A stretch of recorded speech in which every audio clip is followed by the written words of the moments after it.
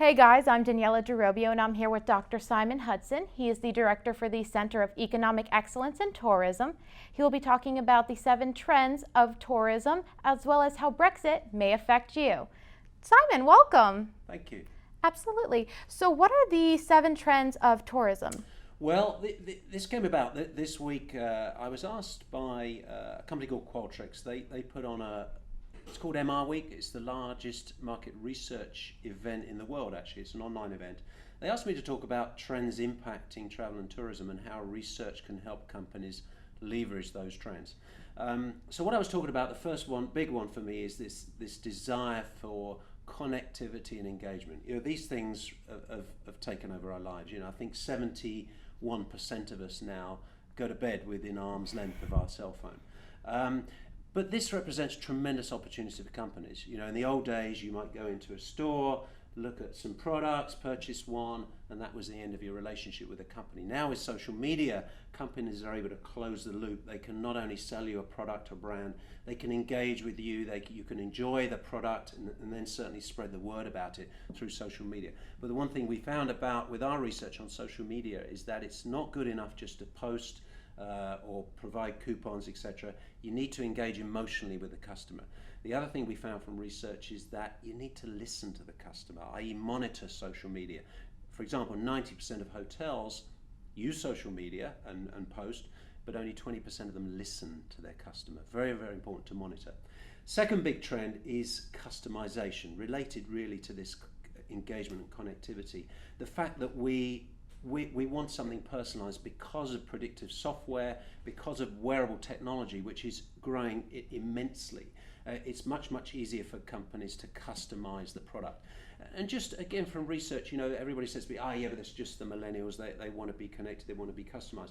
We just did a study on retirees and how to attract retirees to South Carolina. And what we found was technology was high on their list of demands. 10 years ago, golf was up the top. Golf's now at the bottom. It's technology they want. So this is baby boomers. It's not just millennials. Another big trend, number 3, is this desire for social travel, the sharing economy. 20% of us are now using the sharing economy. Yes, it is being driven by millennials, but it's not just driven by, again, we just did some study on Uber and the adoption of Uber in China.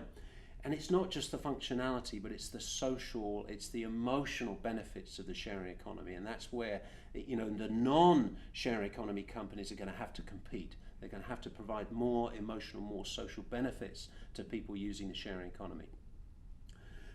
Another big trend, and not a lot of research has been done in this area, but virtual tourism. Virtual reality is exploding.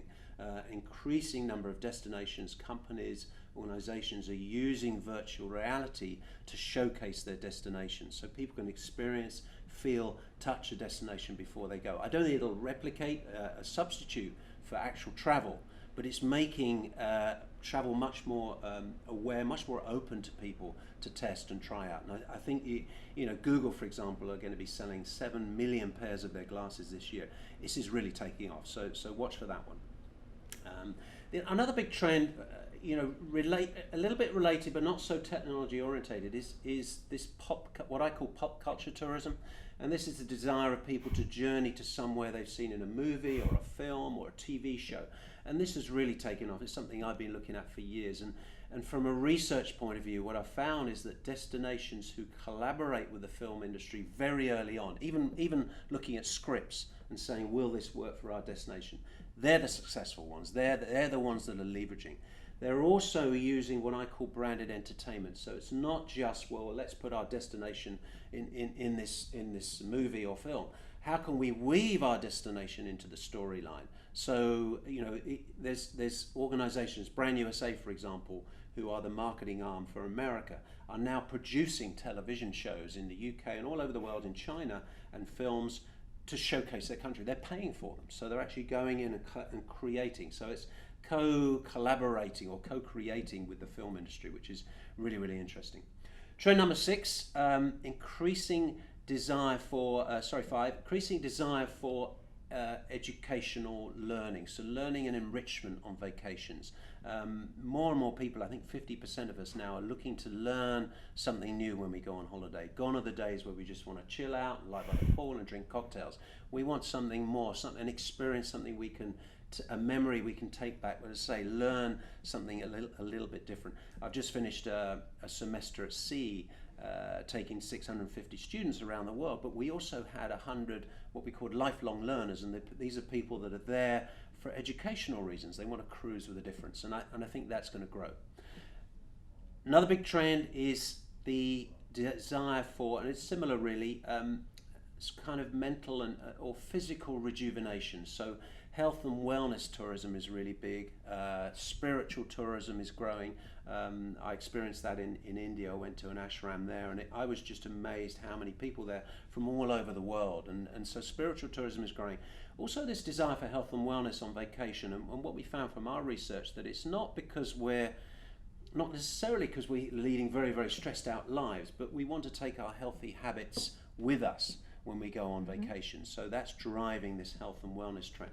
And finally, there's this there's this desire for service excellence. We're increasingly expectant consumers. We want more and more and more. And as our expectations go up, companies are going to have to match that level with customer service. And what we found from research is that companies think they're providing excellent customer service. When you ask them, they say, "Oh yeah, we do it." But when you ask the customers are increasingly disappointed. And there was a report that just came out comparing.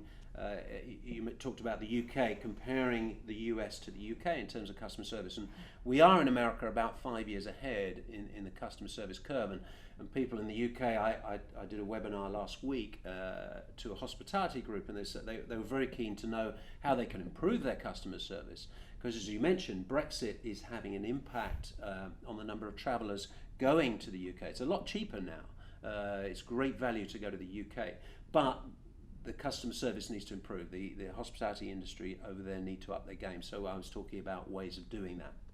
So you mentioned that you did a webinar. Can you Yes. go into that a little bit? Yeah, there's an increasing trend in webinars.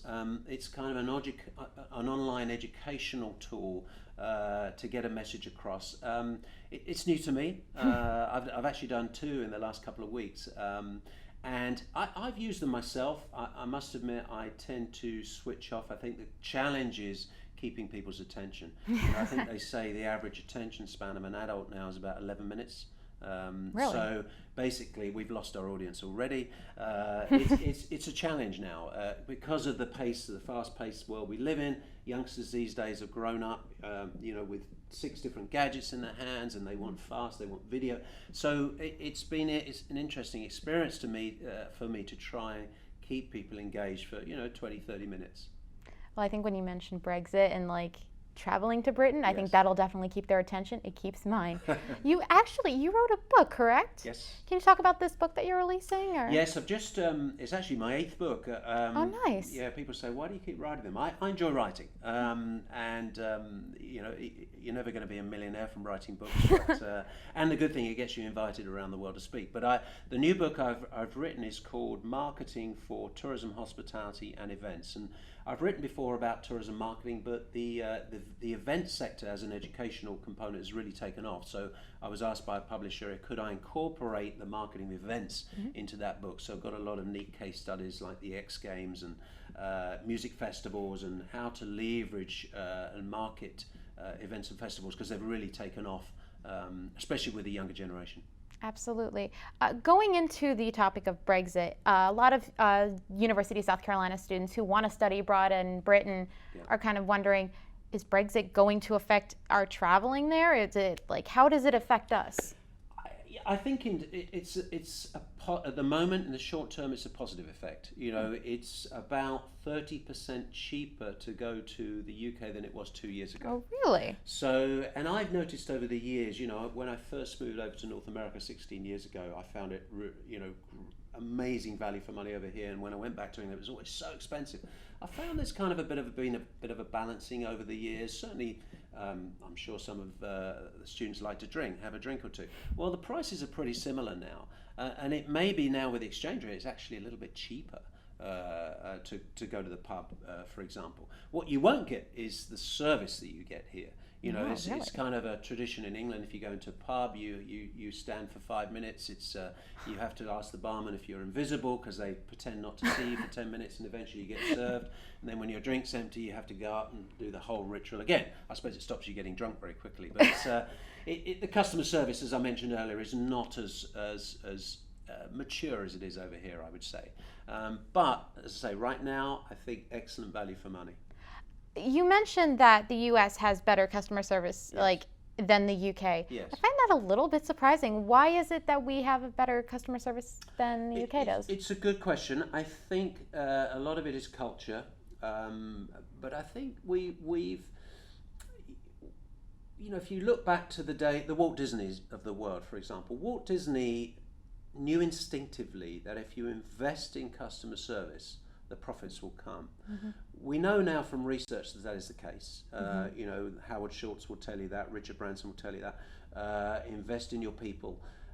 Unfortunately, still far too many companies see customer service as a cost, so they won't invest in training. And I think, as I said, this report that just came out, it was by a consultancy, KPMG, and they what they were saying is that we're just 5 years ahead in terms of the customer service maturity curve. The UK might catch up, but they're a little bit behind, and they pointed out 6 pillars of customer service, and one area that we're in the UK, I say we're falling apart because I'm a Brit, obviously, is complaint resolution. Mm-hmm. You know, here we can buy something and it's slightly damaged, or you get a meal and it's a little bit cold, you send it back, and usually service recovery is pretty good. You know, they'll either replace the meal very quickly, or they'll even give it for you free, or they'll give you your money back.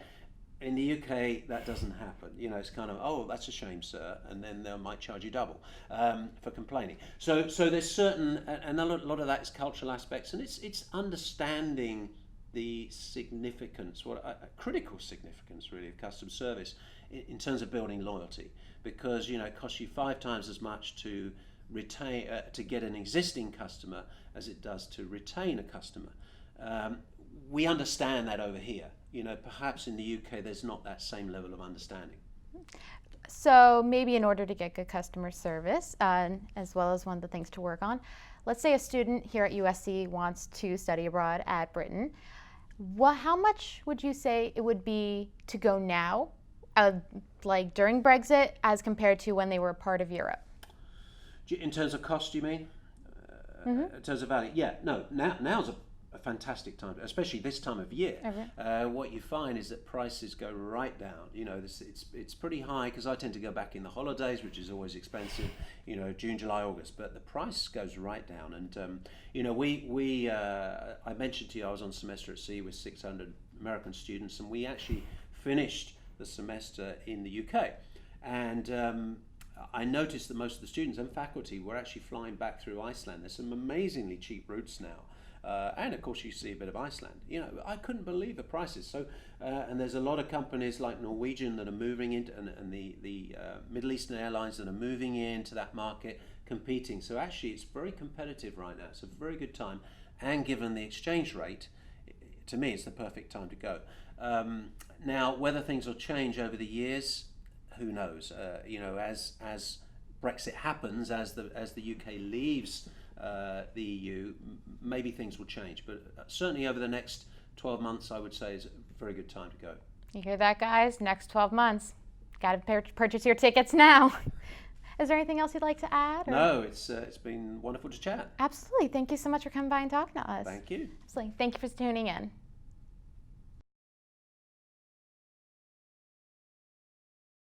Hey guys, welcome to the Weekend Preview. I'm Maria Teles. And I'm Cleopatra Shabazz. Friday, and Saturday evening from 10 p.m. until